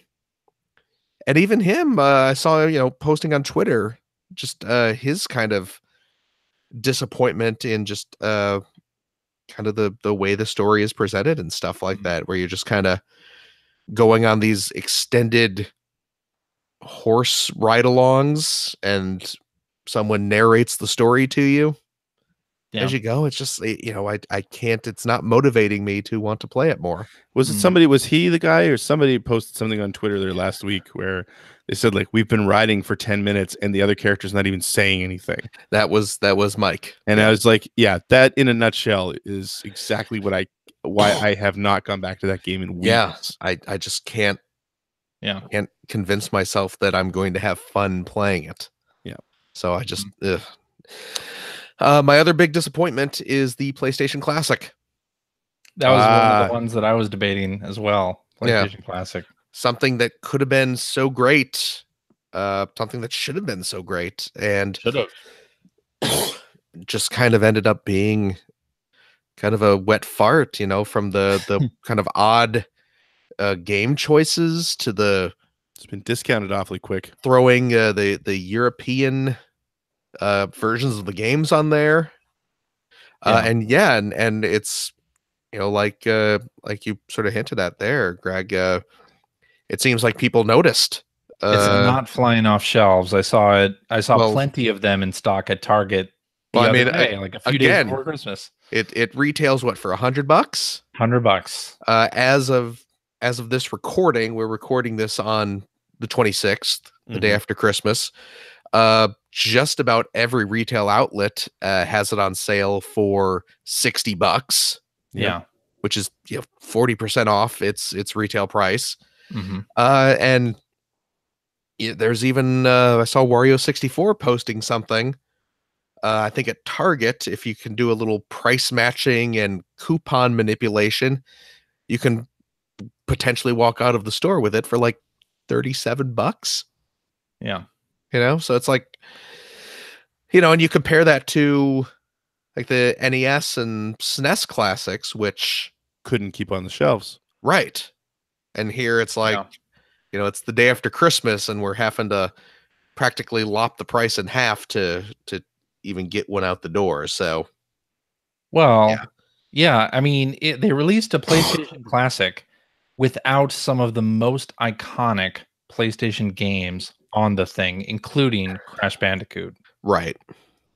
How does that happen?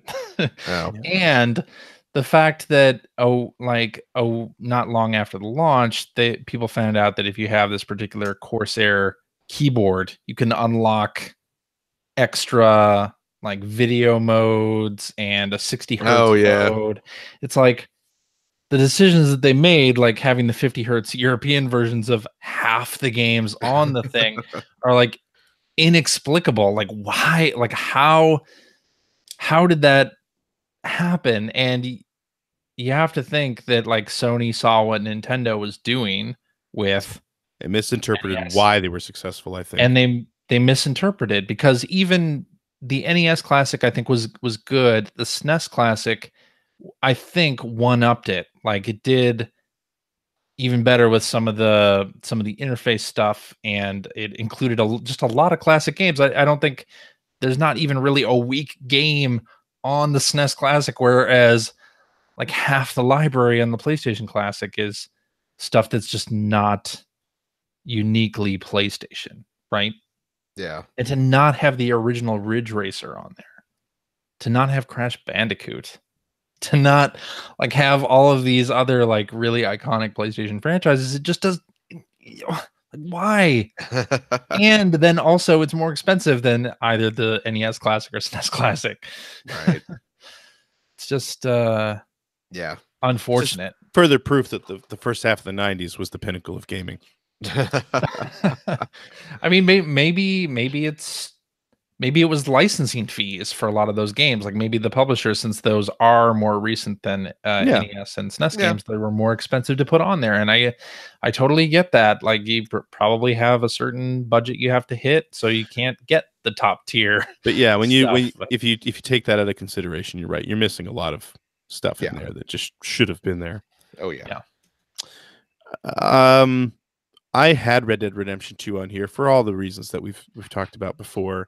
I think it's further frustrating by the fact that it is such a quality work as far as, I mean, there's so much cool stuff in that game, and it just sucks that it's wrapped in this shell of absolute boredom. Yeah. It looks great. Yeah. Great. For me, I think, and this is more personally, but Forza Horizon 4 for me was a huge disappointment this year. Mm. And I think it's partially, I talked a little bit about when I talked about F119, sort of the law of diminishing returns. I think that's what got it for me this year, is that I was super excited about that game. It's not a bad game. It's not a bad game. It's a very high quality game. But for me personally, maybe I had it built up too much in my mind. The selection, the area that you're in is not as interesting as it has been in the past. I thought it would be, and then after playing it, I realized it wasn't. I feel like they screwed the progression up way too much in the service of making it an always online game and having to throw in dozens of little bits and pieces that you had to buy or earn, or, you know, emojis and dances and buying houses, and none of it belonged in that game. Screwed with the progression of it completely, and it just completely turned me off. Forza Horizon has been one of my favorite series, and it's sitting there next to Red Dead Redemption 2, not being played. It still is one of my favorite games. I like it. It's still good, and the next one could still be great, but this one, I feel like it took too big a step backward for me personally. I mean, it also might be a part of an indication that type of gaming is just leaving me behind. I'm not interested in the things they've added. You know, it's like Fortnite. I don't play Fortnite. I understand that stuff's super popular, and it feels like that a lot of the things that are in Fortnite were shoehorned into, and other open world games shoehorned into Forza Horizon, and it didn't do anything for me. Well, not only that, games now have to give you something new to do all the time. It has to like feed you or reward to do all the time, much like mobile games, right? Like very much give you something new, and everything's a progression, and please keep playing, like come back tomorrow and you'll get more stuff. Like, and it feels like that's those systems are being implemented in more and more games, to both positive and negatives. I think there's a right way to do it and a wrong way to do it. And I get that. And I totally get why they did it. And I get that is the trend. And what I'm not sure of is whether or not it was just like an objectively bad thing to do with the game, or if it's just that it doesn't speak to me anymore as a player. Right. So, yeah. My other my tie on this was Fallout 76, and for the reason that for all the reasons the internet has said over the last month, for all the reasons the internet has said, broken game. Like Bethesda, I think, really mucked up the marketing of that game, and also the game itself doesn't know what it wants to be. Is it a shooter? Is it an exploration game? Is it an RPG? Like, is the combat supposed to be methodical? Is it supposed to be just shoot from the hip? Like, it just doesn't know what it wants to be, and that's unfortunate. I wish they had given that some more time in the oven, or released it to the community, and like really were serious about getting feedback on what was working and what's not. So one more thing before we do our outro, and a little bit more of a bright spot here. So we've talked about what happened in 2018. Let's talk a little bit, and I'm talking a little bit because we're pushing 2 hours here. Little bit. What's your most anticipated game or games of 2019, Phil? Can I say Bayonetta 3? You can absolutely say Bayonetta 3. Okay. Sure. I don't know if it's going to hit in 2019, but I'm going to say Bayonetta 3. Cool. All right. CJ? I'm going to say Luigi's Mansion 3. Yes. Because when that was announced, I super pumped about that game, and I love all the Luigi's Mansion games, but a new one, I'm totally down for that. But there are a bunch of games that I'm looking forward to, maybe not as much as Luigi's Mansion, stuff like Animal Crossing, Crackdown 3, Resident Evil 2 Remake that comes out in just a few weeks here. That Obsidian game, The Outer Worlds, that just got announced at the Game Awards, looks like that'll be up my alley too. So a lot of good stuff. Right up your alley. Yeah, for me, I'm really looking forward to Bloodstained, the final version of Bloodstained. Really looking forward to The Last of Us 2. If that comes out in 2019. If it comes out, I hope it comes out. It needs to come out. We've known about it. We've been seeing it for too long. I really don't want to see any more of it. I just want to play it. And can't wait. And I don't know if this will come out in 2019 or not. I can't wait to figure out what the hell is going on in Death Stranding. I don't think that'll be out in 2019. Neither do I, but I'm saying it anyway. So yeah, that was our top 5 of 2018 episode. Boom. Done. Which means that CJ needs to start our outro. Alrighty, and that is our show for this week. Thank you very much for listening. If you have a question for us or would like to comment on something you heard, you can direct that to @P1 Podcast on the Twitters. Don't @ me about Sea of Thieves being a great game. Or you can visit our website, player1podcast.com. There you'll find show notes and stuff that we talked about during this episode. You can find Generation 16 episodes when those sometime soon. And you'll find a link to our Discord server where you can discuss this episode and all our episodes, really, and video games in general and all sorts of stuff with us and our other listeners. Noobs, randos, don't @ me. I gotta go brush my teeth. Who is this? Who even are you? Oh my goodness. If you'd like to subscribe to the Player One Podcast, you can do so by visiting player1podcast.com or by loading up Apple's podcast application. You can also head over to the App Store and invest $1.99 cheap to pick up the Player One Podcast iPhone application, which gives you one-touch communication with us via the emails, the Twitters, the what have you. You also have all of our episodes ready to stream right to your listening device. And hey, Android cell phone, telephone users, Player One Podcast iPhone application is available for your listening device as well for that same $1.99. Also cheap. That's over there in the Amazon Android marketplace. We're also on Stitcher Radio. You can like us on Facebook. We're on Spotify even. You can head over and watch us live most week. Not today, not this show, but most weeks. But you'll be able to see the video.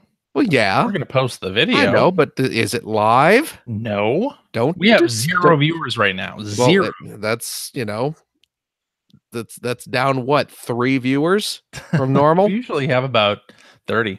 Oh, well, there you go. Yeah. You could be one of those 30. Could be. You tune in to us doing our live show over at the youtubes.com/P1 podcast. We also have all of our archives of our old shows as well. So please enjoy that. And if you've liked what you've heard, and how could you can head over to patreon.com/P1 podcast. Throw a few shekels our way. It keeps, you know what? Maybe CJ can use some of that money to buy a new game, so we can hear him talk about something different. Yeah. Maybe give CJ something more interesting to play in 2019. I don't think that's possible. There's gotta be something. Yeah. Maybe he'll buy a copy of Astrobot. Maybe by misappropriating the Patreon funds. You know what? I'd support him. I would support him in that endeavor. Oh, okay. Normally we make fun of CJ for misusing Patreon funds, which he haven't done constantly. Which I have not done at all. glance. Yeah. No, I'm just playing.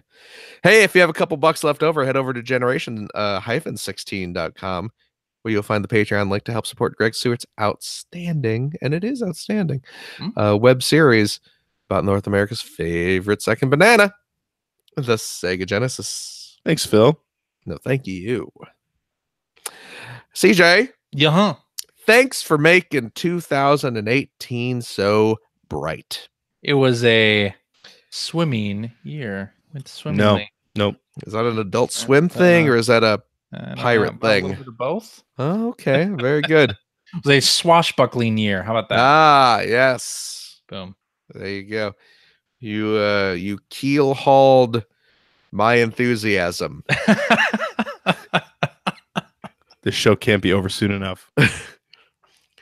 Greg, yo, would you like to see my poop deck?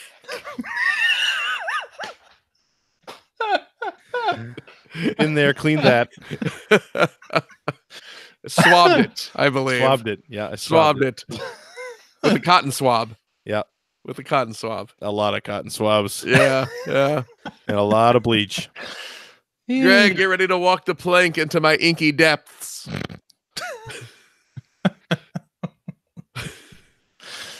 I call this the Davy Jones locker. Okay. Just lie still. Greg, thank you so much. Thank you, Phil. I'm looking forward to spending 2019 with you Me too. I also look forward to spending 2019 with me. for 2 hours a week every week. Oh Just boy. about. Yeah. That's over 100 hours we're going to be spending together Not as next much year. as CJ played of Sea of Thieves. That is true. That's True. a solid 1/8 of the time. Yep. Yeah. If you Oh wanna- my! yeah, Wow! Wow! you want to call it that? Yeah. CJ, How are you still married? the amount of podcasts Uh-huh. that we That we've done. recorded Yeah. over 8 years Yeah. is roughly equivalent to how much Sea of Thieves you played. Roughly. Yeah. This last year. Roughly. Mm-hmm. And you know what? I don't think it's as rough as we're making it out to be. Uh-huh. I think it's probably closer to accurate than not. No regret. No regrets on either. There, Go boy, big or go home, CJ. I guess Right. so. I'm all Thank in. you. Thank you, of course, to all our lovely listeners for putting up with us through this year and all previous years. Yes. Our condolences if you decide to stick around for 2019, but we'll still be doing it just in case you want to have Sure. that going on. So thank you so much, very sincerely to everyone. Indeed. And Thank again, you. thank you to our Patreon supporters for helping to keep the lights on. And yeah, we'll see you next week. Bye, everybody. Toodles. Toodle-oo.